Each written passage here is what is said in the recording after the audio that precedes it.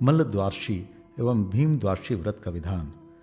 युधिष्ठिर के द्वारा मल्ल द्वादशी के विषय में पूछे जाने पर भगवान श्री कृष्णचंद्र ने कहा, महाराज, जब मेरी अवस्था 8 वर्ष की थी, उस समय यमुना तट पर भांडीर वन में वट वृक्ष के नीचे एक सिंहासन पर मुझे बैठाकर सूरभद्र, मंडलिक, योगवर्धन तथा यक्षेंद्र भद्र आदि बड़े बड़े मल्लों और गोपाली, धन्या, विशाखा, ध्यानानिष्ठिका, अनुगंधा, सुभगा आदि गोपियों ने दही, दूध और फल फूल आदि से मेरा पूजन किया। तत्पश्चात 360 मल्लों ने भक्ति पूर्वक मेरा पूजन करते हुए मल्ल युद्ध को संपन्न किया तथा हमारी प्रसन्नता के लिए बड़ा भारी उत्सव मनाया। उस महोत्सव में भांति भांति के भक्ष्य भोज, गोदान, गोष्ठी तथा पूजन आदि कार्य संपन्न किए गए थे। श्रद्धापूर्वक ब्राह्मणों का पूजन भी हुआ था। उसी दिन से यह मल्ल द्वादशी प्रचलित हुई है। इस व्रत को मार्गशीर्ष मास के शुक्ल पक्ष की द्वादशी से आरंभ कर कार्तिक मास के शुक्ल पक्ष की द्वादशी तक करना चाहिए और प्रति मास क्रम से केशव, नारायण, माधव, गोविंद, विष्णु, मधुसूदन, त्रिविक्रम, वामन, श्रीधर, ऋषिकेश, पद्मनाभ तथा दामोदर इन नामों से गंध, पुष्प, धूप, दीप, गीत, वाद, नृत्य सहित पूजन करें और कृष्णों में प्रियताम इस प्रकार उच्चारण करें। यह द्वादशी व्रत मुझे बहुत प्रिय है। चूंकि मल्लों ने इस व्रत को प्रारंभ किया था, अतः इसका नाम मल्ल द्वादशी है।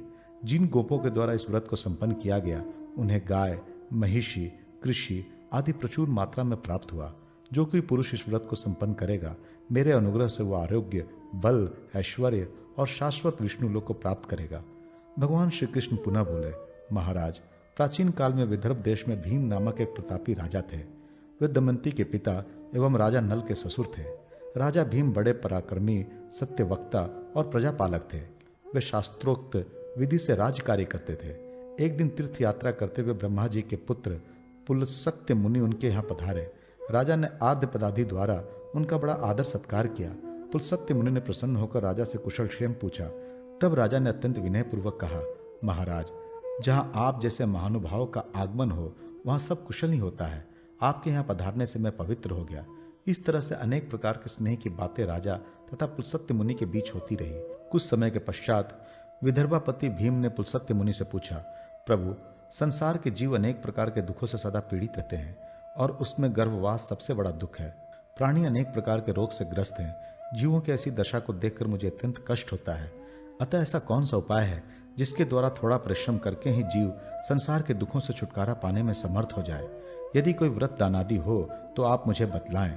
पुलसत्य मुनि ने कहा, राजन, यदि मानो माघ मास के शुक्ल पक्ष की द्वादशी को उपवास करें तो उसे कोई कष्ट नहीं हो सकता। यह तिथि परम पवित्र करने वाली है। यह व्रत अति गुप्त है, किंतु आपके स्नेह ने मुझे कहने के विवश कर दिया है। अदीक्षित से इस व्रत को कभी नहीं कहना चाहिए। जितेंद्रिय, धर्मनिष्ठ और विष्णु भक्त पुरुष ही इस व्रत के अधिकारी हैं। ब्रह्मघाती, गुरुघाती, स्त्रीघाती, कृतघ्न, मित्रद्रोही आदि बड़े बड़े पातकी इस व्रत को करने से पाप मुक्त हो जाते हैं। इसके लिए शुद्ध तिथि में और अच्छे मुहूर्त में 10 हाथ लंबा चौड़ा मंडप तैयार करना चाहिए तथा उसके मध्य में 5 हाथ की एक वेदी बनानी चाहिए। वेदी के ऊपर एक मंडल बनाए जो 5 रंगों से युक्त हो। मंडप में 8 अथवा 4 कुंड बनाए। कुंडों में ब्राह्मणों को उपस्थापित करें। मंडल के मध्य में कर्णिका के ऊपर पश्चिमाभिमुख चतुर्भुज भगवान जनार्दन की प्रतिमा स्थापित कर गंध, पुष्प, धूप, दीप आदि भांति भांति के उपचारों तथा नए वेदों से शास्त्रों का विधि से ब्राह्मणों द्वारा उनकी पूजा करानी चाहिए। नारायण के सम्मुख 2 स्तंभ गाड़ कर उनके ऊपर एक आड़ा काष्ठ रख उसमें एक दृढ़ छींका बांधना चाहिए। उस पर सुवर्ण, चांदी, ताम्र अथवा मृतिका का सहस्त्र, शत अथवा एक छिद्र समन्वित उत्तम कलश जल, दूध अथवा घी से पूर्ण कर रखना चाहिए। पलाश की समिधा, तिल, घृत, खीर और शमी पत्रों से ग्रहों के लिए आहुति देनी चाहिए। ईशान कोण में ग्रहों को पीठ स्थापन कर ग्रह यज्ञ विध्यान से ग्रहों की पूजा करनी चाहिए। पूर्व आदि दिशाओं में इंद्र, यम, वरुण और कुबेर का पूजन कर शुक्ल वस्त्र तथा चंदन से भूषित हाथ में कुश लेकर यजमान को एक पीढ़ी के ऊपर भगवान के सामने बैठना चाहिए। यजमान को एकाग्रचित्त हो कलश से गिरती जल धारा को निमंत्रण का पाठ करते हुए भगवान को प्रणाम पूर्वक अपने सर पर धारण करना चाहिए। उस समय ब्राह्मणों को चारों दिशाओं के कुंडों में हवन करना चाहिए। साथ ही शांति का ध्याय और विष्णु सुक्ता का पाठ किया जाना चाहिए। शंख ध्वनि करना चाहिए। भांति भांति के वाद्यों को बजाना चाहिए। पुण्य जयघोष करना चाहिए। मांगलिक स्तुति पाठ करना चाहिए। इस तरह के मांगलिक कार्य करते हुए यजमान को हरिवंश, सुपर्ण सुक्त आख्यान और महाभारत आदि का श्रवण करते हुए जागरण पूर्वक रात्रि व्यतीत करनी चाहिए। भगवान के ऊपर गिरती हुई बसोर धारा समस्त सिद्धियों को प्रदान करने वाली है। दूसरे दिन प्रातः यजमान ब्राह्मणों के साथ किसी पुण्य जलाशय अथवा नदी आदि में स्नान कर शुक्ल वस्त्र पहनकर प्रसन्न चित्त से भगवान भास्कर को अर्घ्य दें। पुष्प, धूप, दीप आदि उपचारों से भगवान पुरुषोत्तम की पूजा करें। हवन करके भक्तिपूर्वक पूर्णाहुति दें। यज्ञ में उपस्थित सभी ब्राह्मणों को शैया, भोजन, गोदान, वस्त्र, आभूषण आदि द्वारा पूजन करें और आचार्य की विशेष रूप से पूजा करें। जैसे ब्राह्मण एवं आचार्य संतुष्ट हो वैसा यत्न करें, क्योंकि आचार्य साक्षात देवतुल्य गुरु हैं। दीनों, अनाथों तथा अभ्यागतों को उनको भी संतुष्ट करें। अनंतर स्वयं भी हविष्य का भोजन करें। राजन, इस प्रकार मैंने इस भीम द्वादशी व्रत का विधान बतलाया।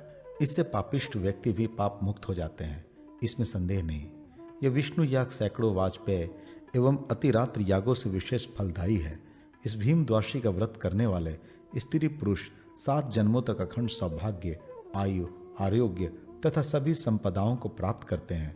अनंतर मृत्यु के बाद क्रमशः विष्णुपुर, रुद्रलोक तथा ब्रह्मलोक को प्राप्त करते हैं। इस पृथ्वी लोक में आकर पुनः वह संपूर्ण पृथ्वी का अधिपति एवं चक्रवर्ती धार्मिक राजा होता है। इस व्रत को प्राचीन काल में महात्मा सगर, अज, धुंधुमार, दिलीप, ययाति तथा अन्य महान श्रेष्ठ राजाओं ने किया था और स्त्री, वैश्य एवं शूद्रों ने भी धर्म की कामना से इस व्रत को किया था। भृगु आदि मुनियों और सभी वेदज्ञ ब्राह्मणों द्वारा भी इसका अनुष्ठान हुआ था। हे राजन, आपके पूछने पर मैंने इसे बतलाया है, अतः आज से यह द्वादशी आपके नाम से पृथ्वी पर ख्याति प्राप्त करेगी। श्रवण द्वादशी व्रत के प्रसंग में एक वाणिक की कथा।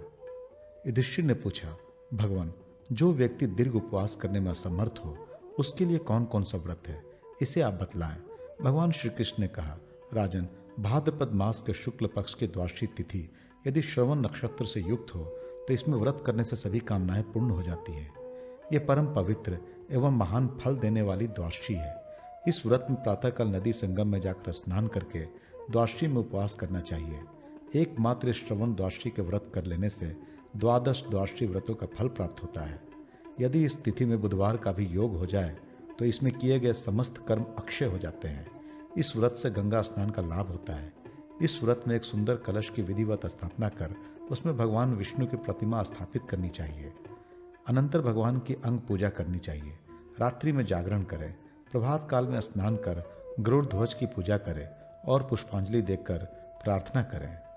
अनंतर वेदज्ञ एवं पुराणज्ञ ब्राह्मणों की पूजा करें और प्रतिमा आदि सब पदार्थ प्रियंता में जनार्दन कहकर ब्राह्मण को निवेदित करें।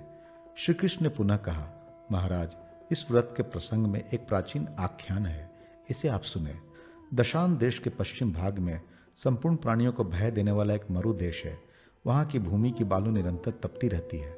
यत्र तत्र भयंकर सांप घूमते रहते हैं। वहां छाया बहुत कम है। वृक्षों में पत्ते कम रहते हैं।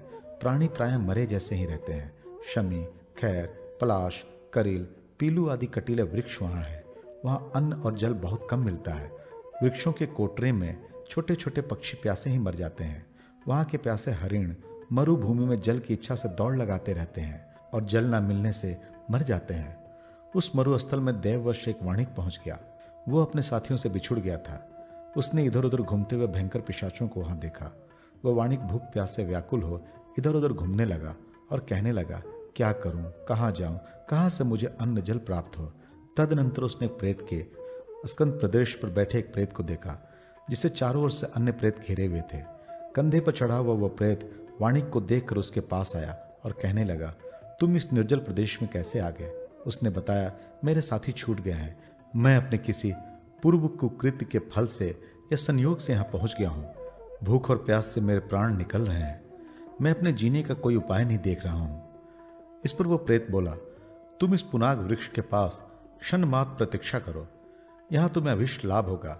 इसके बाद तुम यथेक्ष चले जाना। वाणिक वही ठहर गया।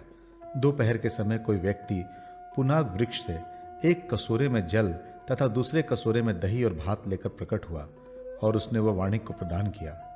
वाणिक उसे ग्रहण कर संतुष्ट हुआ। उसी व्यक्ति ने प्रेत समुदाय को भी जल और दही भात दिया। इससे वह सभी संतृप्त हो गए। शेष भाग को उस व्यक्ति ने स्वयं भी ग्रहण किया। इस पर आश्चर्यचकित हो वाणिक ने उस प्रेताधीप से पूछा, ऐसे दुर्गम स्थान में अन्न जल की प्राप्ति आपको कहां से होती है? थोड़े से ही अन्न जल से बहुत से लोग कैसे तृप्त हो जाते हैं? मुझे सहारा देने वाले इस स्थान में आप कैसे मिल गए? हे शुभव्रत, आप ये बतलाएं कि ग्रास मात्र से ही आपको संतुष्टि कैसे हो गई? इस घोर अटवी में आपने अपना स्थान कहां बनाया है? मुझे बड़ा कौतूहल हो रहा है, मेरा संशय आप दूर करें। प्रेताधीप ने कहा, हे भद्र, मैंने पहले बहुत दुष्कृत किया था। दुष्ट बुद्धि वाला मैं पहले रमणीय शाकल नगर में रहता था। व्यापार में ही मैंने अपना अधिकांश जीवन बिता दिया। प्रमादवश मैंने धन के लोभ से कभी भी भूखों को न अन्न दिया और न प्यासे की प्यास बुझाई। मेरे ही घर के पास एक गुणवान ब्राह्मण रहता था। वो भाद्रपद मास के श्रवण नक्षत्र से युक्त द्वादशी के योग में कभी मेरे साथ तोषा नाम की नदी में गया। तोषा नदी का संगम चंद्रभागा से हुआ है। चंद्रभागा चंद्रमा की, तोषा सूर्य की कन्या है। उन दोनों का शीतोष्ण जल बड़ा मनोहर है। उस तीर्थ में जाकर हम लोगों ने स्नान किया और उपवास किया। हमने वहां दध्योदन, छत्र, वस्त्र आदि उपचारों से भगवान विष्णु की प्रतिमा की पूजा की। उसके अनंतर हम लोग घर आ गए। मरने के अनंतर नास्तिक होने से मैं प्रेतत्व को प्राप्त हुआ। इस घोर अटवी में जो हो रहा है वो तो आप देख ही रहे हैं। ये जो अन्य प्रेतगण आप देख रहे हैं, इनमें कुछ ब्राह्मणों के धन का अपहरण करने वाले, कोई पर्दारारत है, कोई अपने स्वामी से द्रोह करने वाले तथा कोई मित्रद्रोही है। मेरा अन्न पान करने से ये सब मेरे सेवक बन गए हैं। भगवान श्री कृष्ण अक्षय सनातन परमात्मा है। अनेक उद्देश्य से जो कुछ भी दान किया जाता है वह अक्षय होता है। हे महाभाग, आप हिमालय में जाकर धन प्राप्त करेंगे। अनंतर मुझ पर कृपा कर आप इन प्रेतों की मुक्ति के लिए गया में जाकर श्राद्ध करें। इतना कहकर वो प्रेताधीप मुक्त होकर विमान में बैठकर स्वर्ग लोक चला गया। प्रेताधीप के चले जाने पर वह वाणिक हिमालय में गया और वह धन प्राप्त कर अपने घर आ गया और उस धन से उसने गया तीर्थ में अक्षयवट के समीप उन प्रेतों के उद्देश्य से श्राद्ध किया। वह वाणिक जिस जिस प्रेत की मुक्ति के निमित्त श्राद्ध करता था, वह प्रेत वाणिक को स्वर्ग में दर्शन देकर कहता था कि हे महाभाग, आपकी कृपा से मैं प्रेतत्व से मुक्त हो गया और मुझे परम गति प्राप्त हुई। इस प्रकार वे सभी प्रेत मुक्त हो गए। राजन, वह वाणिक पुनः घर लौट आया और उसने भाद्रपद मास के श्रवण द्वादशी के योग में भगवान जनार्दन की पूजा की, ब्राह्मणों को गोदान किया, जितेंद्रिय होकर प्रतिवर्ष नदी के संगमों पर यह सब कार्य किया और अंत में उसने मानवों के लिए दुर्लभ स्थान को प्राप्त किया। विजय श्रावण द्वादशी व्रत में वामनावतार की कथा तथा व्रत विधि। भगवान श्री कृष्ण ने कहा, युधिष्ठिर, भाद्रपद मास की एकादशी तिथि यदि श्रवण नक्षत्र से युक्त हो तो उसे विजया तिथि कहते हैं। वो भक्तों को विजय प्रदान करने वाली है। एक बार दैत्यराज बलि से पराजित होकर सभी देवता भगवान विष्णु की शरण में पहुंचे और कहने लगे, प्रभु, सभी देवताओं के एकमात्र आश्रय आप ही हैं। आप महान कष्ट से हमारा उद्धार कीजिए, इस दैत्य बलि का विनाश कीजिए। इस पर भगवान ने कहा, देवगणों, मैं ये जानता हूं कि विरोचन पुत्र बलि तीनों लोकों का कंटक बना हुआ है, पर उसने तपस्या द्वारा अपनी आत्मा की अपने में भावना कर ली है। वो शांत है, जितेंद्रिय है और मेरा भक्त है। उसके प्राण मुझ में ही लगे हैं। वो सत्य प्रतिज्ञ है। बहुत दिनों के बाद उसकी तपस्या का अंत होगा। जब मैं इसे अविनय संपन्न समझूंगा तब उसका अभिष्ट हरण कर लूंगा और आपको दे दूंगा। पुत्र की इच्छा से देव माता अदिति भी मेरे पास आई थी। देवताओं, मैं उनका भी कल्याण करूंगा। अवतार लेकर देवताओं का संरक्षण और असुरों का विनाश करूंगा। इसलिए आप लोग निश्चिंत होकर जाएं और समय की प्रतीक्षा करें। देवगण भगवान विष्णु का स्मरण करते हुए वापस आ गए। इधर अदिति भी भगवान विष्णु का ध्यान करती थी। कुछ काल में उसने गर्भ में भगवान को धारण किया। 9वें मास में वामन भगवान अदिति के गर्भ से प्रादुर्भूत हुए। उनके पैर छोटे, शरीर छोटा, सिर बड़ा और छोटे बच्चे के समान हाथ पैर, उदर आदि थे। वामन रूप में जब अदिति ने पुत्र को देखा और जब वो कुछ कहने की उद्यत हुई तो देववाया से उनकी वाणी अवरुद्ध हो गई। हे नरोत्तम, भाद्रपद मास के श्रवण नक्षत्र से युक्त एकादशी तिथि में जब त्रिविक्रम वामन भगवान का पृथ्वी पर अवतार हुआ तब पृथ्वी डगमगाने लगी। दैत्यों में भय छा गया और देवगण प्रसन्न हो गए। महामुनि कश्यप ने शिशु के जात कर्मादि संस्कार स्वयं ही किए। वामन भगवान दंड, मेखला, योग्योपवित्त, कमंडलू तथा छत्र धारण कर राजा बलि के यज्ञ स्थल में गए। उन्होंने बलि से कहा, यज्ञपते, मुझे 3 पग भूमि प्रदान करो। बलि ने कहा, मैंने दे दिया। उसी समय भगवान वामन ने अपना शरीर बढ़ाना प्रारंभ किया। भगवान ने अपना शरीर इतना विशाल बना लिया कि एक पग से संपूर्ण पृथ्वी लोक को नाप लिया तथा द्वितीय पग से ब्रह्मलोक को नाप लिया।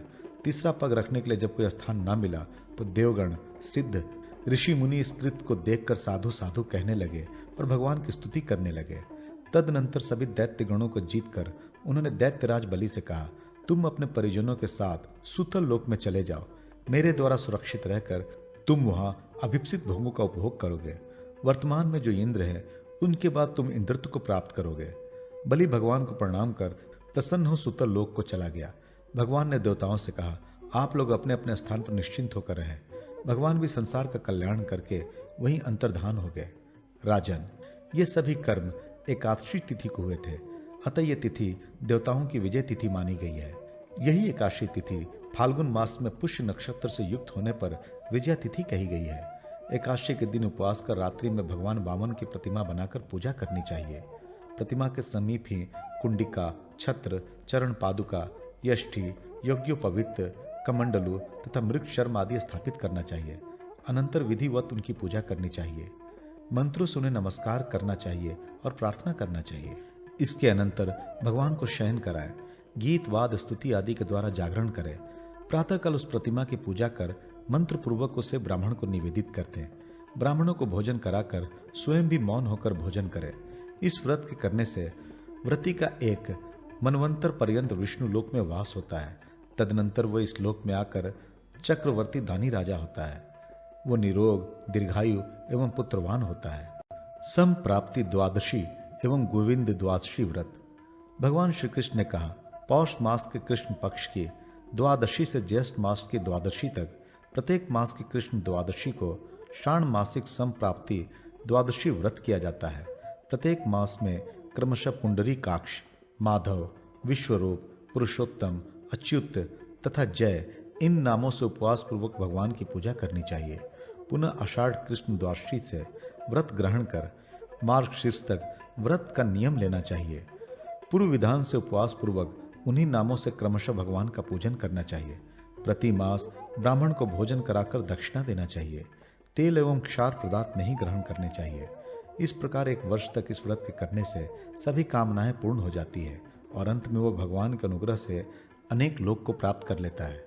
भगवान श्री कृष्ण ने पुनः कहा, महाराज, इसी प्रकार गोविंद द्वादशी नामक एक अन्य व्रत है। इसके करने से सभी अभिष्ट सिद्ध हो जाते हैं। पौष मास के शुक्ल पक्ष की द्वादशी को उपवास कर पुष्प, धूप, दीप, नैवेद्य आदि से कमल नयन भगवान गोविंद का पूजन कर अंतर मन में भी इसी नाम का उच्चारण करते रहना चाहिए। इस दिन पाखंडियों से बात नहीं करनी चाहिए। ब्राह्मणों को यथाशक्ति दक्षिणा देनी चाहिए। व्रती को गोमूत्र, गोमय, दधि अथवा गो दुग्ध का प्राशन करना चाहिए। दूसरे दिन स्नान कर उसी विधि से गोविंद का पूजन कर ब्राह्मण को भोजन कराकर स्वयं भी भोजन करना चाहिए। इसके साथ ही इस दिन गौ को तृप्ति पूर्वक भोजन कराना चाहिए। इसी प्रकार प्रति मास व्रत करते हुए वर्ष समाप्त होने पर भगवती लक्ष्मी के साथ सुवर्ण की भगवान गोविंद की प्रतिमा बनवाकर पुष्प, धूप, दीप, माला, नैवेद्य आदि से उनका पूजन कर स्वत्सा गौ सहित ब्राह्मणों को देना चाहिए। प्रति मास गौओं की पूजा तथा उन्हें ग्रास आदि से तृप्त करना चाहिए। पारणा के दिन विशेष रूप से उनकी सेवा भक्ति करनी चाहिए। इस व्रत को करने से वही फल प्राप्त होता है जो स्वर्ण श्रृंगी 100 गौओं के साथ एक उत्तम वृक्ष का दान देने से होता है। इस व्रत को सम्यक रूप से करने वाला सब सुख भोग कर अंत में गोलोक को प्राप्त होता है। अखंड द्वादशी, मनोरथ द्वादशी एवं तिल द्वादशी व्रतों का विधान। राजा युधिष्ठिर ने पूछा, श्री कृष्ण, व्रतोपवास, दान धर्म आदि में जो कुछ वैकल्य अर्थात किसी बात की न्यूनता रह जाए तो क्या फल होता है, इसे आप बतलाएं। भगवान श्री कृष्ण बोले, महाराज, राज पाकर भी जो निर्धन, उत्तम रूप पाकर भी जो काने, अंधे, लंगड़े हो जाते हैं, वे सब धर्म वैकल्य के प्रभाव से ही होते हैं। धर्म वैकल्य से ही स्त्री पुरुषों में वियोग एवं दुर्भगत्व होता है। उत्तम कुल में जन्म पाकर भी लोग दुशील हो जाते हैं। धनाढ़ होकर भी धन का भोग तथा दान नहीं कर सकते तथा वस्त्र आभूषणों से हीन रहते हैं। वे सुख प्राप्त नहीं कर पाते। अतः यज्ञ में, व्रत में और भी अन्य धर्म कृत्यों में कभी कोई त्रुटि नहीं होने देनी चाहिए। युधिष्ठिर ने पुनः कहा, भगवान, यदि कदाचित उपवास आदि में कोई त्रुटि हो ही जाए तो उसके निवारणार्थ क्या करना चाहिए? श्री कृष्ण बोले, महाराज, अखंड द्वादशी व्रत करने से सभी प्रकार की धार्मिक त्रुटियां दूर हो जाती हैं। अब आप उसका भी विधान सुने। मार्गशीर्ष मास के शुक्ल पक्ष की द्वादशी को स्नान कर जनार्दन भगवान का भक्ति पूर्वक पूजन कर उपवास रखना चाहिए और नारायण का सतत स्मरण करते रहना चाहिए। जितेंद्रिय पुरुष पंचगव्य मिश्रित जल से स्नान करके जौ और धान से भरा पात्र ब्राह्मण को दान करे और फिर भगवान से यह प्रार्थना करे, भगवान मुझसे 7 जन्मों में जो भी व्रत करने में न्यूनता हुई है वो सब आपके अनुग्रह से परिपूर्ण हो जाए। पुरुषोत्तम, जिस प्रकार आपसे यह सारा जगत परिपूर्ण है उसी प्रकार मेरे खंडित सभी व्रत पूर्ण हो जाए। इस व्रत में 4 महीने में व्रत की पालना करनी चाहिए। चैत्र आदि 4 मास के अनंतर दूसरी पालना कर सत्तु पात्र ब्राह्मण को देने का विधान है। श्रावण आदि 4 मास के अनंतर तीसरा पारण कर नारायण का पूजन करते हुए अपनी शक्ति के अनुसार सुवर्ण, चांदी, मृतिका अथवा पलाश पत्र के पात्र में घृत दान करना चाहिए। संवत्सर पूर्ण होने पर जितेंद्रिय 12 ब्राह्मणों को खीर का भोजन कराकर वस्त्राभूषण देकर त्रुटियों के लिए क्षमा मांगनी चाहिए। इसमें आचार्य का विधि पूर्वक पूजन करने का भी विधान है। इस तरह से जो अखंड द्वादशी का व्रत करता है उसके 7 जन्म तक किए हुए व्रत संपूर्ण फलदायक हो जाते हैं। अतः स्त्री पुरुषों के व्रतों का वैकल्य दूर करने के लिए अवश्य इस व्रत को संपादित करना चाहिए। भगवान श्री कृष्ण ने पुनः कहा, महाराज, स्त्री अथवा पुरुष दोनों को फाल्गुन मास के शुक्ल पक्ष के एकादशी को उपवास कर जगतपति भगवान का पूजन भजन और उठते बैठते नित्य हरि का स्मरण करते रहना चाहिए।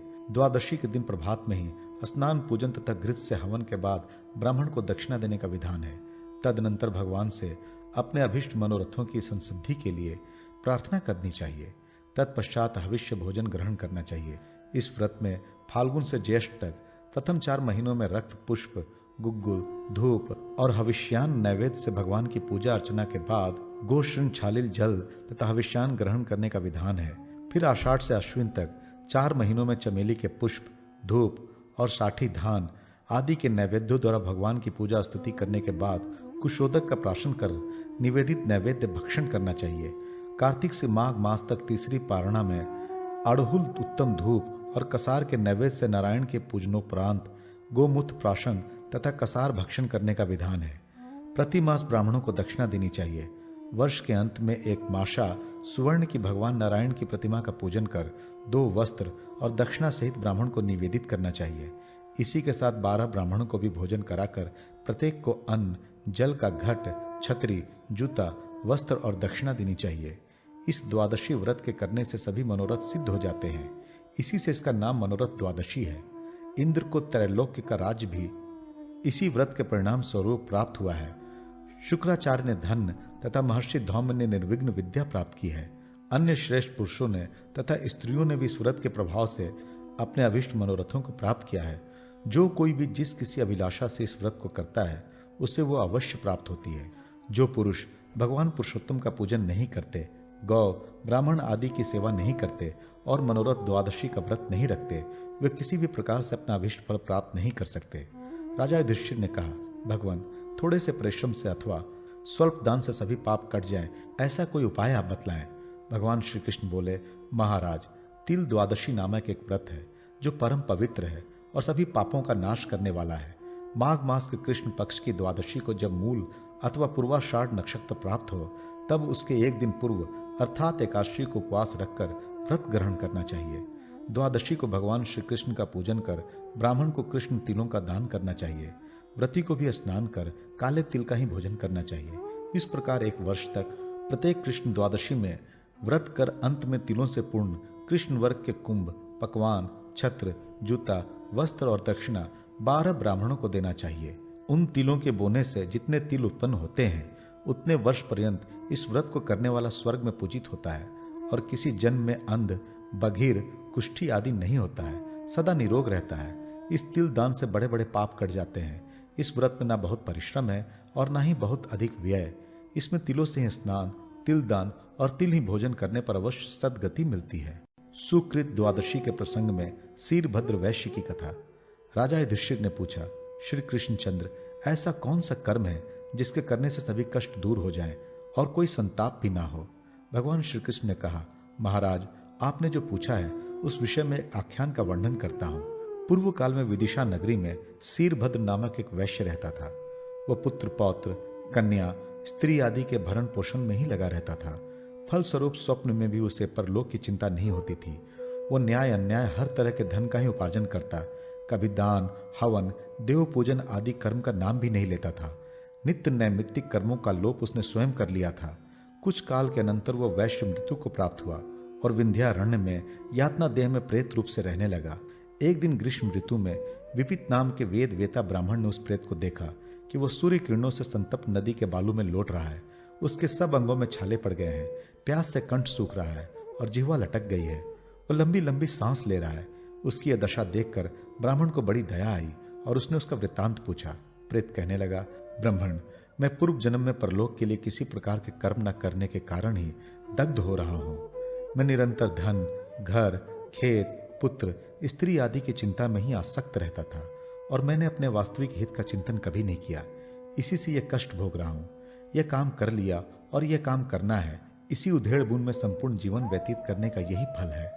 लोभ वश में शीत उष्ण सभी प्रकार के कष्टों को झेल रहा हूं। मैंने धर्म के लिए किंचित भी कष्ट नहीं झेला, उससे अब पछताता हूं। देवता, पितर, अतिथि आदि को मैंने कभी पूजन नहीं किया और यही कारण है कि अब मुझे अन्न जल तक नहीं मिल रहा है।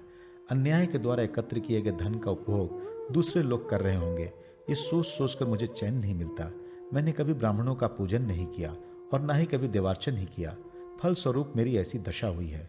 चूंकि मैंने पापों का ही संचय किया, अतः मैं उसके फल को अकेले ही भोग रहा हूं। मैं अपने किए दुष्कर्मों का ही फल भोग रहा हूं। अतः हे मुनीश्वर, यदि ऐसा कोई उपाय हो तो आप उसे बताएं, जिससे इस दुर्गति से मेरा उद्धार हो। विपत्ति मुनि बोले, सिरभद्र, 10 जन्म पहले तुमने भगवान अच्युत की आराधना की इच्छा से सुकृत द्वादशी का उपवास किया था। उसके प्रभाव से इस पाप के एक बहुत बड़े भाग का क्षय हो गया है। अब तुम्हें अल्प काल में उत्तम गति प्राप्त होगी। यह द्वादशी व्रत के पापों का क्षय तथा पुण्य का संचार करने वाला है। इसी कारण इसका नाम सुकृत द्वादशी है। इस तरह सीरभद्र को आश्वस्त कर विपुति मुनि अपने आश्रम को चले गए और सीरभद्र भी द्वादशी व्रत के फल स्वरूप थोड़े काल के अनंतर मोक्ष को प्राप्त हो गया। इतना कहकर श्री कृष्ण भगवान बोले, हे महाराज, ये उपवास का प्रभाव है कि इतना पाप थोड़े ही काल में क्षय हुआ। इसलिए मनुष्य को पुण्य के लिए सदा यत्न करना चाहिए और अपने कल्याण के लिए उपवास आदि करते रहना चाहिए। राजा युधिष्ठिर ने पूछा, श्री कृष्णचंद्र, पापों से अति दारुण नरक की यातना भोगनी पड़ती है। ऐसा कौन सा व्रत है जिससे सब पाप नष्ट हो जाए और मोक्ष प्राप्त हो? भगवान श्री कृष्ण बोले, महाराज, फाल्गुन मास के शुक्ल पक्ष की एकादशी को उपवास कर काम, क्रोध, लोभ, मोह, दंभ आदि का त्याग कर संसार की असारता की भावना करता हुआ ओम नमो नारायणाय इस अष्टाक्षर मंत्र का जप करना चाहिए और इसी भांति द्वादशी को भी भगवान मधुसूदन की पूजा आदि करनी चाहिए। प्रथम 4 मास के पारण में चांदी, तांबे अथवा मृतिका के पात्रों में यव भरकर ब्राह्मणों को देना चाहिए। आषाढ़ादि द्वितीय पारण में घृत पात्र देना चाहिए और कार्तिक आदि 4 मास में तिल पात्र ब्राह्मण को अर्पण करना चाहिए। भगवान की पूजा के अंतर उनके अनुग्रह की प्राप्ति के लिए प्रार्थना करनी चाहिए। तदनंतर भोजन करना चाहिए। वर्ष पूरा होने पर स्वर्ण की विष्णु प्रतिमा बनवाकर उसे पूजित कर वस्त्र, सुवर्ण, दक्षिणा सहित सवत्साधेनु ब्राह्मणों को देना चाहिए। इस विधि से जो पुरुष अथवा स्त्री सुकृत द्वादशी का व्रत करता है वह कभी नरक को नहीं प्राप्त होता। नारायण के भक्त को कभी नरक की बाधा नहीं होती। विष्णु का नाम उच्चारण करते ही समस्त पाप नष्ट हो जाते हैं, फिर नरक के भय का तो प्रश्न ही नहीं उठता। इसी प्रकार वासुदेव नारायण के नामों का उच्चारण करने वाला कभी भी यम का मुख नहीं देखता। अतः भगवान के पवित्र नामों का उच्चारण करना चाहिए। धारणी व्रत, आचार्यवतार व्रत। राजा युधिष्ठिर ने कहा, भगवान, वेदों में यह कहा गया है कि विधि पूर्वक यज्ञ करने से, बड़े बड़े दान देने और कठिन परिश्रम करने से परमेश्वर की प्राप्ति होती है। किंतु कलयुग के प्राणी जो ना दान दे सकते हैं और ना ही यज्ञ करने में समर्थ हैं, उनकी मुक्ति किस प्रकार हो सकती है? यदि कोई उपाय हो तो आप उसे बतलाएं। भगवान श्री कृष्ण बोले, राजन, मैं आपको एक रहस्यपूर्ण बात बतलाता हूं। प्रलय के समय जब धरणी जल में निमग्न होकर रसातल चली गई, तब उस समय धरणी देवी ने अपने उद्धार के लिए एक व्रत किया था।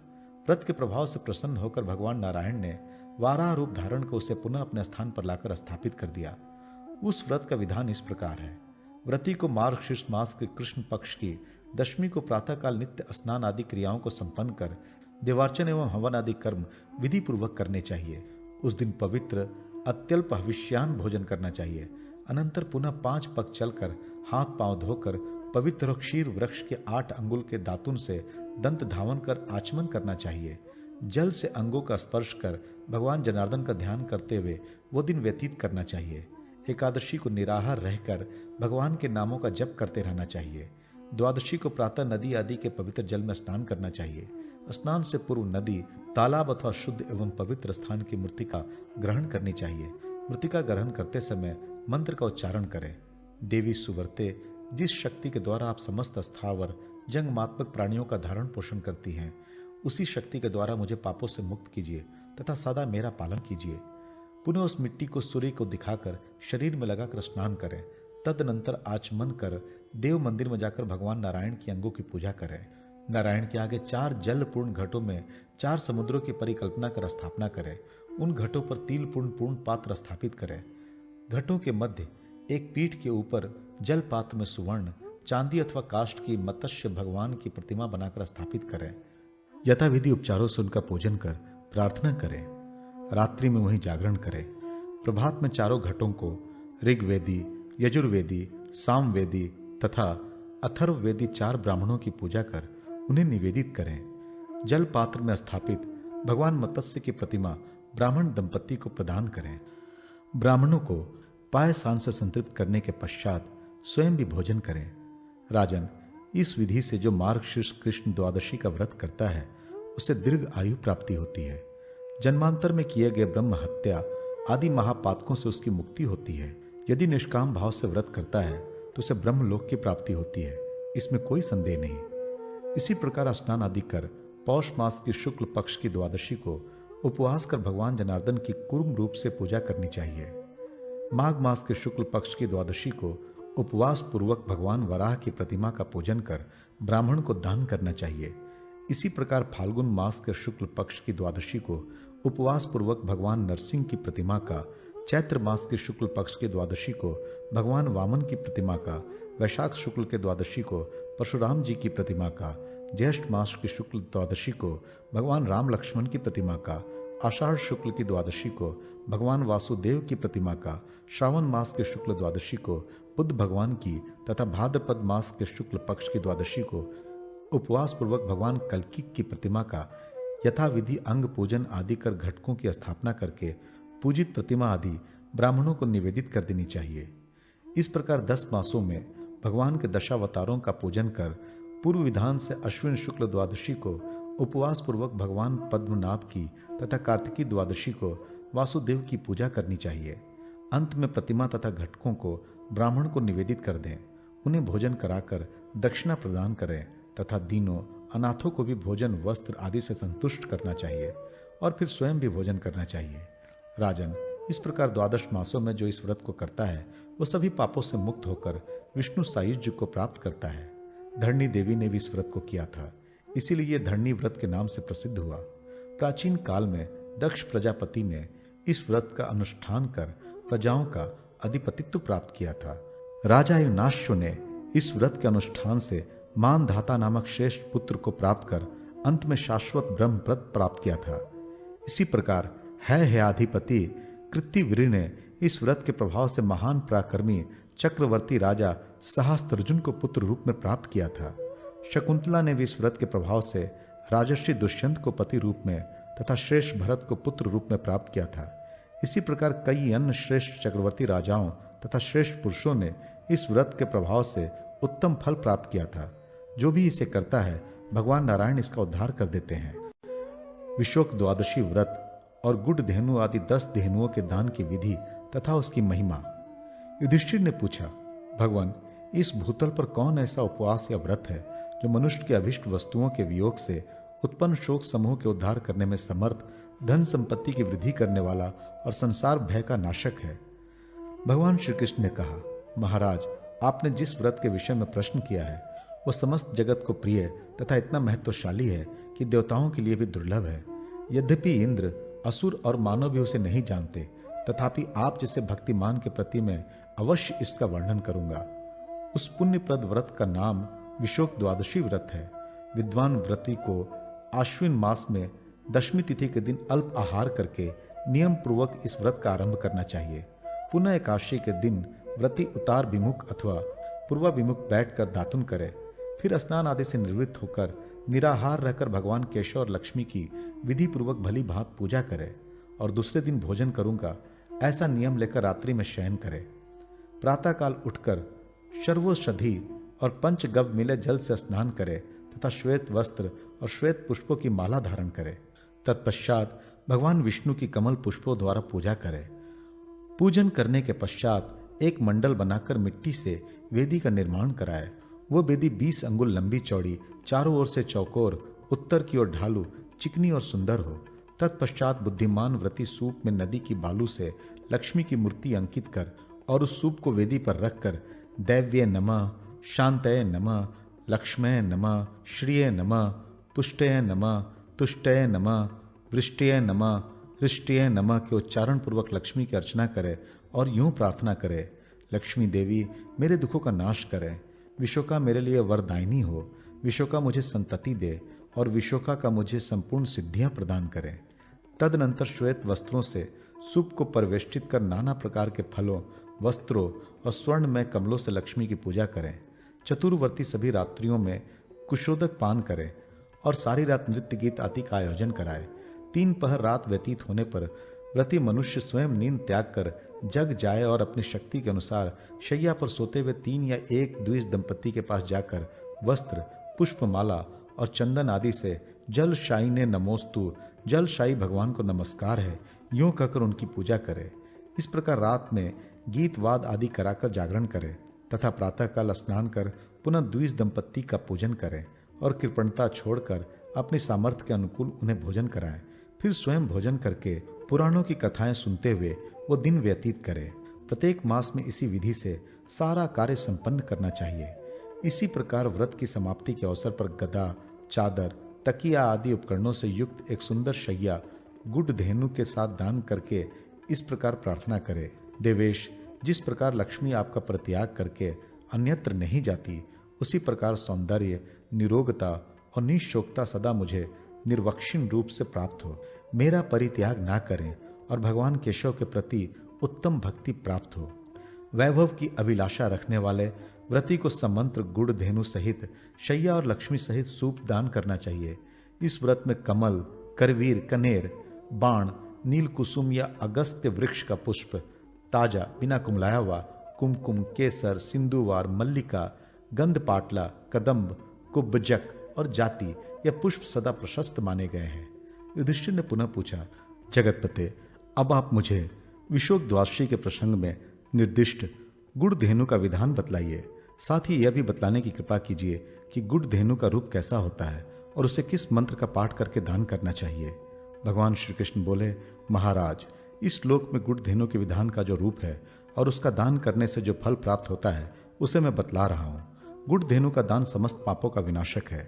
गुड़ धेनु का दान करने के दिन गोबर से भूमि को लीप पोत कर सब ओर से कुश बिछाकर उस पर 4 हाथ लंबा काला मृग चर्म स्थापित कर दें, जिसका अग्रभाग पूर्व दिशा की ओर हो।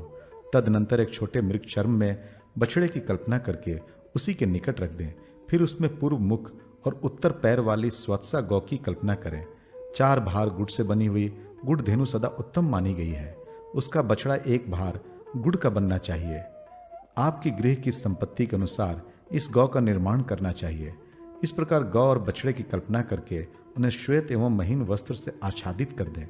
फिर घी से उनके मुख की, सीप से कानों की, गन्ने से पैरों की, श्वेत मोती से नेत्रों की, श्वेत सूत से नाड़ियों की, श्वेत कंबल से गल कंबल की, लाल रंग के चिन्ह से पीठ की, श्वेत रंग के मृग पुच्छक के बालों से रोएं की, मूंग से दोनों भौं की, मक्खन से दोनों स्तनों की, रेशम के धागों से पूंछ की, कांसा से दोहनी की, इंद्र नीलमणि से आंखों की तारकाओं की, स्वर्ण से सिंह के आभूषणों की, चांदी से खुरों की और नाना प्रकार के फलों से नाशपूटों की रचना कर धूप, दीप आदि द्वारा उनकी अर्चना करने के पश्चात प्रार्थना करें। जो समस्त प्राणियों तथा देवताओं में निवास करने वाली लक्ष्मी है, धेन रूप से वही देवी मेरी पापों का विनाश करे। जो लक्ष्मी विष्णु के वक्ष स्थल पर विराजमान है, जो स्वाहा रूप से अग्नि पत्नी है तथा जो चंद्र, सूर्य और इंद्र की शक्ति रूपा है, वही धेन रूप से मेरे लिए संपत्ति दायिनी हो। जो ब्रह्मा की, कुबेर की तथा लोकपालों की लक्ष्मी है, वे धूम रूप से मेरे लिए वरदायिनी हो। जो लक्ष्मी प्रधान, पितरों के लिए स्वधारूपा, यज्ञ भोगी अग्नियों के लिए स्वाहारूपा तथा समस्त पापों के होने वाली धेनु रूपा हैं, वे मुझे ऐश्वर्य प्रदान करें। इस प्रकार उस गुड़ धेनु को आमंत्रित कर उसे ब्राह्मण को निवेदित कर दें। यही विधान घृत, तिल आदि संपूर्ण धेनुओं के दान के लिए कहा गया है। नरेश्वर, अब जो 10 पाप विनाशनी गौएं बतलाई गई हैं, उनका नाम और स्वरूप बतला रहा हूं। पहली गुड़ धेनु, दूसरी घृत धेनु, तीसरी तिल धेनु, चौथी मघु धेनु, पांचवी जल धेनु, छठी क्षीर धेनु, सातवीं शर्करा धेनु, आठवीं दधि धेनु, नवीं रस धेनु और 10वीं स्वरूपतः प्रत्यक्ष धेनु है। सदा पर्व पर्व पर अपनी श्रद्धा के अनुसार मंत्रोच्चारण पूर्वक आवाहन सहित इन गौओं का दान करना चाहिए, क्योंकि ये सही भोग और मोक्ष रूप फल को प्रदान करने वाली है। ये सभी संपूर्ण यज्ञों को फल प्रदान करने वाले कल्याणकारिणी और पापहारिणी है। चूंकि इस लोक में विशोक द्वादशी व्रत सभी व्रतों में श्रेष्ठ माना गया है, इसलिए उसके अंग होने के कारण गुड़ धेनु भी प्रशस्त मानी गई है। उत्तरायण और दक्षिणायन के दिन पुण्यप्रद विषुव योग, व्यतिपात योग अथवा सूर्य चंद्र के ग्रहण आदि पर्वों पर इन गुड़ धेनु आदि गौओं का दान करना चाहिए। यह विशोक द्वादशी पुण्यदायिनी, पापहारिणी और मंगल कारिणी है। इसका व्रत करके मनुष्य विष्णु के परम पद को प्राप्त हो जाता है तथा इस लोक में सौभाग्य, निरोगता और दीर्घायु प्राप्त कर अंत में श्री हरि का स्मरण करता हुआ विष्णु लोक प्राप्त करता है। विभूति द्वादशी व्रत में राजा पुष्पवाहन की कथा। भगवान श्री कृष्ण ने कहा, महाराज, अब मैं भगवान विष्णु के विभूति द्वादशी नामक सर्वोत्तम व्रत का वर्णन कर रहा हूं, जो संपूर्ण देवगणों द्वारा अभिवंदित है।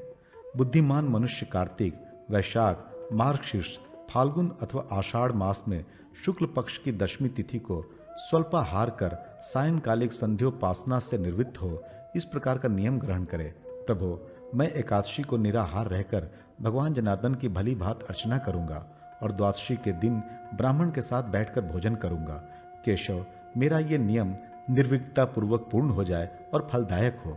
फिर रात में ओम नमो नारायणाय मंत्र का जप करते हुए सो जाए। प्रातःकाल उठकर स्नान जप आदि करके पवित्र और श्वेत पुष्पों की माला एवं चंदन आदि से भगवान पुंडरीकाक्ष का पूजन करें। 1 वर्ष प्रति मास क्रमशः भगवान के 10 अवतारों तथा दत्तात्रेय और व्यास की स्वर्णमयी प्रतिमा का स्वर्ण निर्मित कमल के साथ दान करना चाहिए। उस समय छल, कपट, पाखंड आदि से दूर रहना चाहिए। राजन, इस प्रकार यथाशक्ति 12 द्वादशी व्रतों को समाप्त कर वर्ष के अंत में गुरु को लवण पर्वत के साथ साथ गौ सहित शय्या दान करना चाहिए। व्रती यदि संपत्तिशाली हो तो उसे वस्त्र, श्रृंगार, सामग्री और आभूषण आदि से गुरु की विधि पूर्वक पूजा कर ग्राम अथवा गृह के साथ साथ भूमिका दान करना चाहिए। साथ ही अपनी शक्ति के अनुसार अन्यान्य ब्राह्मणों को भी भोजन कराकर उन्हें वस्त्र, गोदान, रत्न समूह और धन राशियों द्वारा संतुष्ट करना चाहिए। स्वल्प धन वाला व्रती अपनी ही सामर्थ्य के अनुसार दान करे तथा जो व्रती परम निर्धन हो किंतु भगवान माधव के प्रति उसकी प्रगाढ़ निष्ठा हो तो उसे 3 वर्ष तक पुष्पार्चन की विधि से इस व्रत का पालन करना चाहिए। जो मनुष्य उपयुक्त विधि से विभूति द्वादशी व्रत का अनुष्ठान करता है वह स्वयं पाप से मुक्त होकर अपने 100 पीढ़ियों तक के पितरों को तार देता है। उसे 1 लाख जन्मों तक न तो शोक रूप फल का भागी होना पड़ता है, न व्याधि और दरिद्रता ही घेरती है तथा न बंधनों में ही पड़ना पड़ता है। वह प्रत्येक जन्म में विष्णु अथवा शिव का भक्त होता है। राजन, जब तक 108 सहस्त्र युग नहीं बीत जाते तब तक वह स्वर्ग लोक में निवास करता है और पुण्य क्षीण होने पर पुनः भूतल पर राजा होता है। भगवान श्री कृष्ण ने पुनः कहा, महाराज, बहुत पहले रथंतर कल्प में पुष्पवाहन नामक एक राजा हुआ था जो संपूर्ण लोकों में विख्यात तथा तेज में सूर्य के समान था। उसकी तपस्या से संतुष्ट होकर ब्रह्मा ने उसे एक सोने का कमल रूप विमान प्रदान किया था जिससे वह इच्छा अनुसार जहां कहीं भी आ जा सकता था। उसे पाकर उस समय राजा पुष्पवाहन अपने नगर एवं जनपद वासियों के साथ उस पर आरूढ़ होकर स्वेच्छानुसार देवलोक में तथा 7 द्वीपों में विचरण किया करता था। कल्प के आदि में पुष्कर निवासी उस पुष्पवाहन का 7वें द्वीप पर अधिकार था, इसलिए लोक में उसकी प्रतिष्ठा थी और आगे चलकर वह द्वीप पुष्कर द्वीप के नाम से कहा जाने लगा। चूंकि देवेश्वर ब्रह्मा ने इसे कमल रूप विमान प्रदान किया था, इसलिए देवता एवं दानव उसे पुष्पवाहन कहा करते थे। तपस्या के प्रभाव से ब्रह्मा द्वारा प्रदत्त कमल रूप विमान पर आरूढ़ होने पर उसके लिए त्रिलोकी में कोई भी स्थान अगम्य नहीं था। नरेंद्र, उसकी पत्नी का नाम लावण्यवती था। वह अनुपम सुंदरी थी तथा हजारों नारियों द्वारा चारों ओर से समादृत होती रहती थी। वह राजा को उसी प्रकार अत्यंत प्यारी थी जैसे शंकर जी को पार्वती जी परम प्रिय हैं। उनके 10,000 पुत्र थे जो परम धार्मिक और धनुर्धारियों में अग्रगण्य थे। अपनी इन सारी विभूतियों पर बारंबार विचार कर राजा पुष्पवाहन विस्मय विमुग्ध हो जाता था। एक बार प्रचिता के पुत्र मुनिवर वाल्मीकि राजा के यहाँ पधारे।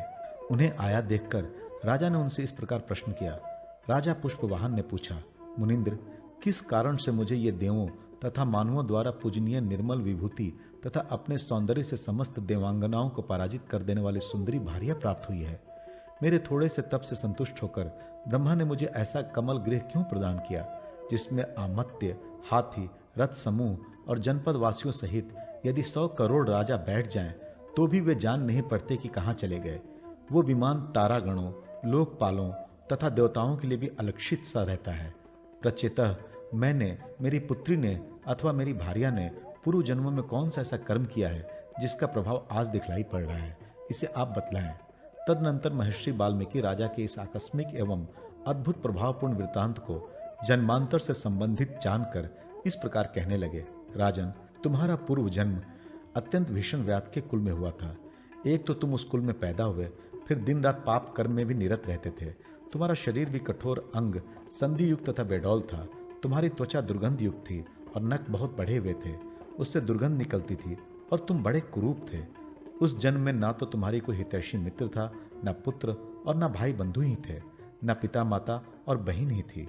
भूपाल, केवल तुम्हारी ये परम प्रियतमा पत्नी तुम्हारी अभिष्ट परमानुकूल संगनी थी। एक बार कभी भयंकर अनावृष्टि हुई, जिसके कारण अकाल पड़ गया। उस समय भूख से पीड़ित होकर तुम आहार की खोज में निकले, परंतु तुम्हें कुछ भी जंगली कंद मूल, फल आदि कोई भी खाद्य वस्तु प्राप्त ना हुई। इतने में ही तुम्हारी दृष्टि एक सरोवर पर पड़ी, जो कमल समूह से मंडित था। उसमें बड़े बड़े कमल खिले हुए थे।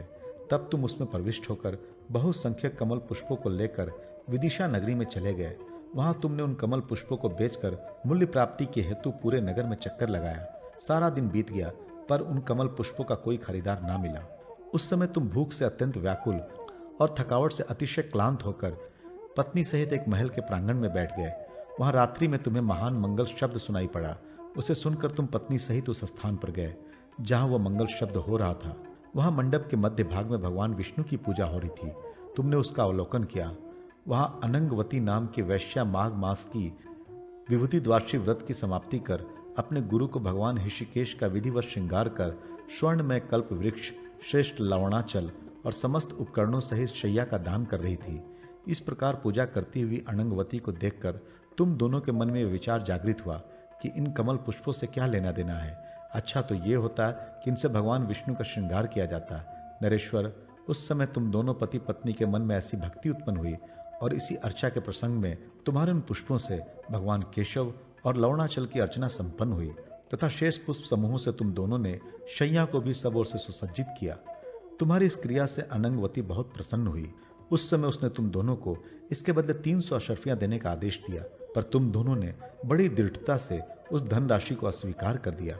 भूपते, तब अनंगवती ने तुम्हें भक्ष्य, भोज्य, लेह, चौष्य 4 प्रकार का अन्न लाकर दिया और कहा भोजन कीजिए, किंतु तुम दोनों ने उसका भी परित्याग कर दिया और कहा वरानने, हम लोग कल भोजन कर लेंगे।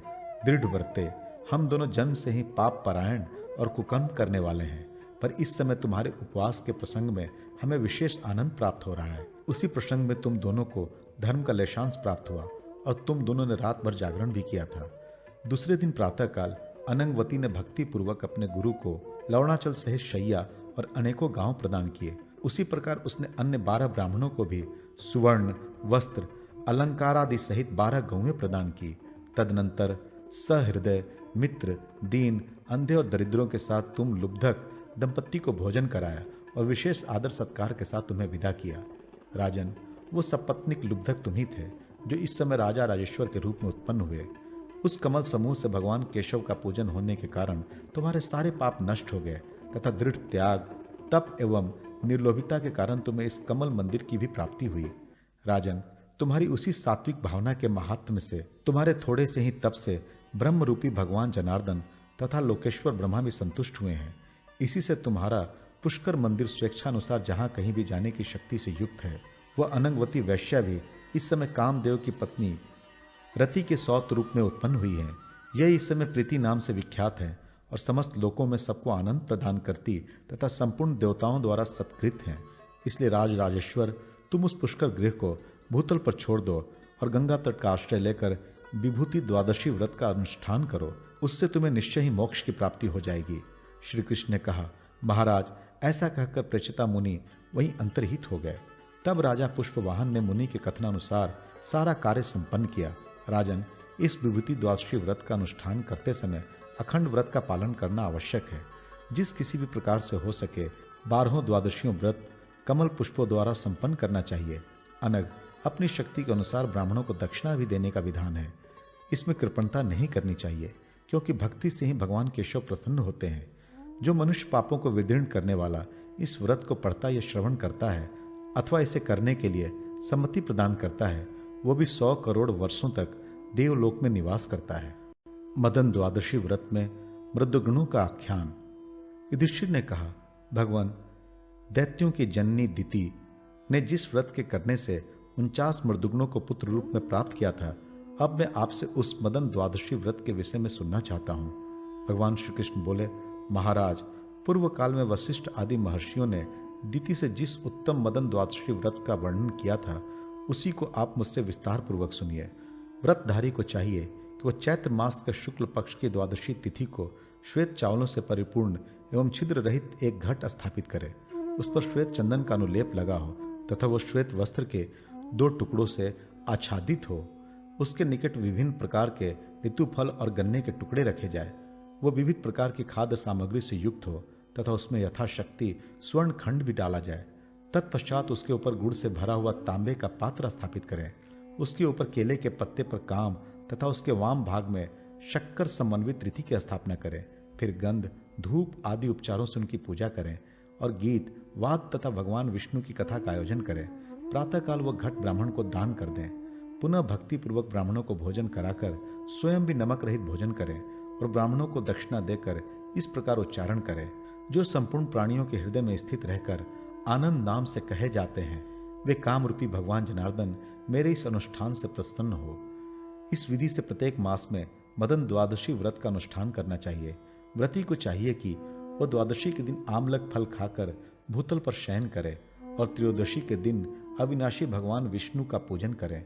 13वां महीना आने पर घृत धेनु सहित एवं समस्त सामग्रियों से संपन्न शैया, कामदेव की स्वर्ण निर्मित प्रतिमा और श्वेत रंग की दुधारू गौ ब्राह्मणों को समर्पित करे। उस समय शक्ति के अनुसार वस्त्र एवं आभूषण आदि द्वारा सपत्नीक ब्राह्मण की पूजा करके उन्हें शैया और सुगंध आदि प्रदान करते हुए ऐसा कहना चाहिए, आप प्रसन्न हो। तत्पश्चात उस धर्मज्ञ व्रती को कामदेव के नामों का कीर्तन करते हुए गो दुख से बनी हुई हवि और श्वेत तिलों से हवन करना चाहिए। पुनः कृपणता छोड़कर ब्राह्मणों को भोजन कराना चाहिए और उन्हें यथाशक्ति गन्ना और पुष्पमाला प्रदान कर संतुष्ट करना चाहिए। जो इस विधि के अनुसार इस मदन द्वादशी व्रत का अनुष्ठान करता है, वह समस्त पापों से मुक्त होकर भगवान विष्णु की समता को प्राप्त हो जाता है तथा इस लोक में श्रेष्ठ पुत्रों को प्राप्त कर सौभाग्य फल का उपभोग करता है। दिति के इस व्रतानुष्ठान के प्रभाव से प्रभावित होकर महर्षि कश्यप उसके निकट पधारे और परम प्रसन्नता पूर्वक उन्होंने उसे पुनः रूप यौवन से संपूर्ण तरुण बना दिया तथा वर मांगने के लिए कहा। दिति ने कहा, पतिदेव, मैं आपसे एक ऐसे पुत्र का वरदान चाहती हूँ जो इंद्र का वध करने में समर्थ, अमित पराक्रमी और महान आत्मबल से संपन्न हो। यह सुनकर महर्षि कश्यप ने उससे कहा, ऐसा ही होगा। कश्यप ने पुनः उससे कहा, वरानने, 100 वर्षों तक तुम्हें इसी तपोवन में रहना है और अपने गर्भ की रक्षा के लिए प्रयत्न करना है। वर वर्णनी, गर्भिणी स्त्री को संध्या काल में भोजन नहीं करना चाहिए। उसे ना तो कभी वृक्ष के मूल पर बैठना चाहिए, ना उसके निकट ही जाना चाहिए। वह घर की सामग्री, मूसल, ओखली आदि पर ना बैठे, जल में घुसकर स्नान न करे, सुनसान घर में ना जाए, लोगों के साथ वाद विवाद न करे और शरीर को तोड़े मड़ोड़े नहीं। वह बाल खोल कर ना बैठे, कभी अपवित्र ना रहे, उत्तर दिशा में सिरहाना करके एवं कहीं भी नीचे सर करके ना सोए, न नंगी होकर रहे, न उद्विग्न चित्त रहे, न कभी भीगे चरणों से शयन करे, अमंगल सूचक वाणी ना बोले, अधिक जोर से हंसे नहीं, नित्य मांगलिक कार्यों में तत्पर रहकर गुरुजनों की सेवा करे और आयुर्वेद द्वारा गर्भिणी के स्वास्थ्य के लिए उपयुक्त बतलाई गई संपूर्ण औषधियों से युक्त गुनगुने गर्म जल से स्नान करे, बुरी स्त्रियों से बातचीत ना करे, कपड़े से हवा ना ले, मृत वत्सा स्त्री के साथ ना बैठे, दूसरे के घर में ना जाए, जल्दी जल्दी ना चले, महानदियों को पार ना करे, भयंकर विभत्स दृश्य ना देखे, अजीर्ण भोजन ना करे, कठिन व्यायाम आदि ना करे, औषधियों द्वारा गर्भ की रक्षा करती रहे, हृदय में मात्सर्य भावना रखे। जो गर्भिणी स्त्री विशेष रूप से इन नियमों का पालन करती है, उसका उस गर्भ से जो पुत्र उत्पन्न होता है वो शीलवान एवं दीर्घायु होता है। इन नियमों का पालन न करने पर निसंदेह गर्भपात की आशंका बनी रहती है। प्रिय, इसलिए तुम इन नियमों का पालन करके अपने गर्भ की रक्षा का प्रयत्न करो। तुम्हारा कल्याण हो। अब मैं जा रहा हूं। दिति के द्वारा पति की आज्ञा स्वीकार कर लेने पर महर्षि कश्यप वहीं अंतर्धान हो गए। तब दिति नियमों का पालन करते हुए समय व्यतीत करने लगी। कालांतर में दिति को 49 पुत्र मरुदगण प्राप्त हुए। राजन, इस प्रकार से जो भी नारी इस मदन द्वादशी व्रत का अनुष्ठान करेगी वो पुत्र प्राप्त कर पति के सुख को प्राप्त करेगी। अबाधक व्रत एवं दौर्भाग्य दौर्गंध्य नाशक व्रत का महात्म्य। राजा युधिष्ठिर ने पूछा, भगवान, जन शून्य घोर वन में, समुद्र तरण में, संग्राम में, चोर आदि के भय से व्याकुल मनुष्य किस देवता का स्मरण करे जिससे उस संकट के समय उसकी रक्षा हो सके, यह बताएं। भगवान श्री कृष्ण ने कहा, महाराज, सर्वमंगला भगवती श्री दुर्गा देवी का स्मरण करने पर पुरुष कभी भी दुख और भय को प्राप्त नहीं होता। भारत, जब मैं और बलदेव जी अपने गुरु संदीपनी मुनि के यहाँ सब विद्या पढ़ चुके तो उस समय हमने गुरु दक्षिणा के लिए गुरु जी से प्रार्थना की। तब गुरु जी ने हमारा दिव्य प्रभाव जानकर यही कहा, प्रभो, मेरा पुत्र प्रभा क्षेत्र में गया था, वहां उसे समुद्र में किसी प्राणी ने मार दिया। उसी पुत्र को गुरु दक्षिणा के रूप में मुझे प्राप्त कराओ। तब हम यमलोक में गए और वहां से गुरु पुत्र को लेकर गुरु जी के समीप आए और गुरु दक्षिणा के रूप में उन्हें उनका पुत्र समर्पित कर दिया। तदनंतर गुरु को प्रणाम कर जब हम चलने लगे तब गुरु जी ने कहा, पुत्रों, इस स्थान में तुम अपने चरणों का चिन्ह बना दो। हमने भी गुरु की आज्ञा के अनुसार वैसा ही किया। फिर हम वापस घर आ गए। उसी दिन से बलराम जी के दक्षिण पाद का, मध्य में सर्वमंगला का और मेरे वाम चरण चिन्ह का पुत्र प्राप्ति की कामना से अथवा अपनी इच्छाओं की पूर्ति के लिए सभी वहां पूजन करते हैं। प्रत्येक मास को शुक्ल पक्ष की त्रयोदशी को एक भुक्त नक्त व्रत अथवा उपवास रहकर मृतिका अथवा स्वर्ण की इनकी प्रतिमा बना करके गंध, पुष्प, धूप, दीप, नैवेद्य, मधु आदि से जो स्त्री अथवा पुरुष पूजन करता है वो संपूर्ण पापों से मुक्त हो स्वर्ग में निवास करता है। राजा युधिष्ठिर ने पुनः पूछा, यदुशार्दुल, ऐसा कौन सा व्रत है जिसके आचरण से शरीर का दुर्गंध नष्ट हो जाए और दौर्भाग्य भी दूर हो जाए? भगवान श्री कृष्ण ने कहा, महाराज, इसी प्रश्न को रानी विष्णु भक्ति ने जातुकर्ण्य मुनि से पूछा था। तब उन्होंने उनसे कहा, देवी, ज्येष्ठ मास के शुक्ल पक्ष की त्रयोदशी में पवित्र जलाशय में स्नान करें और शुद्ध स्थान में उत्पन्न श्वेत आग, रक्त, करवीर तथा नीम वृक्ष की पूजा करें। ये तीनों वृक्ष भगवान सूर्य को अत्यंत प्रिय हैं। प्रातःकाल सूर्योदय हो जाने पर भगवान सूर्य का दर्शन कर उनका अपने हृदय में ध्यान करें। अनंतर पुष्प, नैवेद्य, धूप आदि उपचारों से उन वृक्षों की पूजा करें और पूजन के अनंतर उन्हें नमस्कार करें। राजन, इस विधि से जो स्त्री पुरुष इस व्रत को करते हैं उनके शरीर की दुर्गंध तथा उनका दौर्भाग्य दोनों दूर हो जाते हैं और वे सौभाग्यशाली हो जाते हैं।